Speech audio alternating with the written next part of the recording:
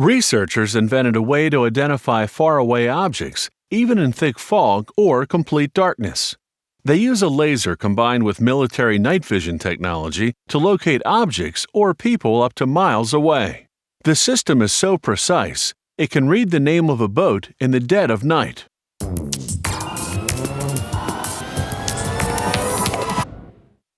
The next time you enjoy a glass of wine, think about your place in history. Wine may date back to 6000 BC. Nowadays, wine comes in bottles, not animal skins.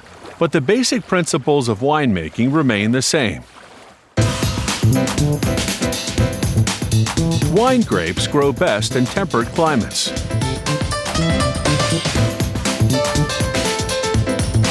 The riper the grapes, the sweeter the wine. So growers wait as long as possible before harvesting their crop. Pickers gather grapes by hand, cutting off the bunches with shears to avoid tearing the plant. For red wine, winemakers use the entire red grape: juice, skin, pulp, and even seeds.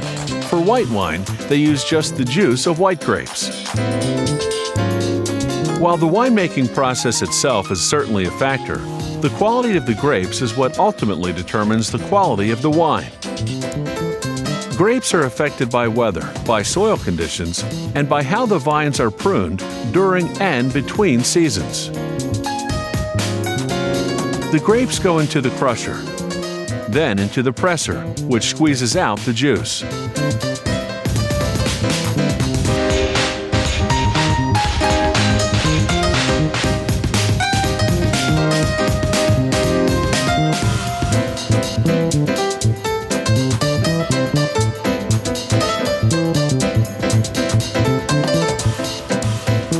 Inside the winery, the result of all that crushing and pressing ends up in large stainless steel tanks. The winemaker adds yeast to convert the sugar in the grape juice to alcohol. That's called fermentation. Winemakers constantly experiment with fermentation to try to improve the quality of their wine. They take samples of grape juice and mix them with different types of yeast. Yeast is found throughout the environment, in wild berries, for instance. They hydrate the yeast with a bit of grape juice, then pour the mix into the grape juice sample, let it ferment, and then see how it turns out. The big fermentation tanks are refrigerated, and monitoring their temperature is critical. White wine must be fermented at around 63 degrees, red wine at 86 to 95 degrees. The fermentation period depends on the type of wine. White wine has to ferment for 3 weeks, red wine for just 10 days. Rosé wine is somewhat of a half-breed, made with red grapes but fermented slowly like white wine. It comes out pink. There's an extra step in making red wine. During fermentation, they drain the tank to aerate the wine. The oxygen helps the yeast work faster over the short 10-day fermentation period.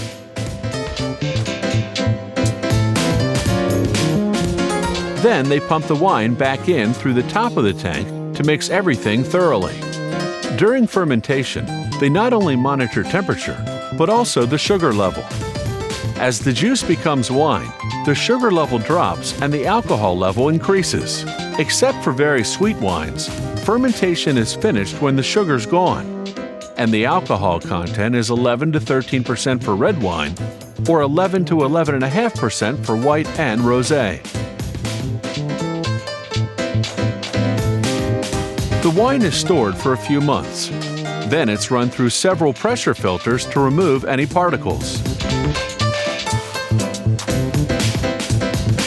Then it's time to bottle the wine.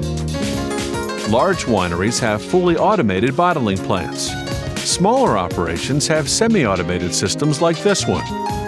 The key in bottling wine is to avoid getting air inside, because oxygen turns wine sour.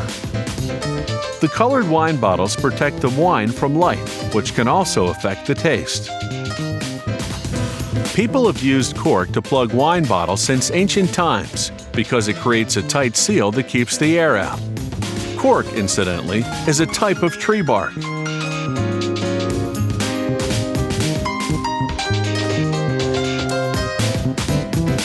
Inside the bottle, the wine continues to undergo subtle organic changes as it ages.